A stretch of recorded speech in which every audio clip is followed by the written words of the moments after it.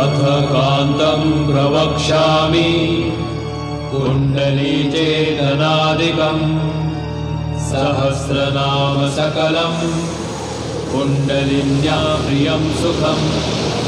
अष्टोत्तरं महापुण्यं साक्षात् सिद्धिप्रदायकम्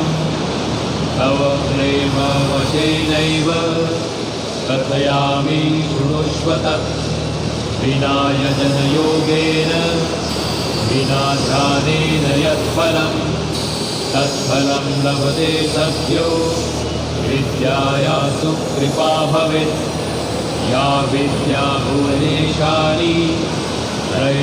त्रैलोक्यपरिपूजिता सा देवी कुण्डली माता त्रैलोक्यं पाति सर्वदा तस्या नाम सहस्राणि अष्टो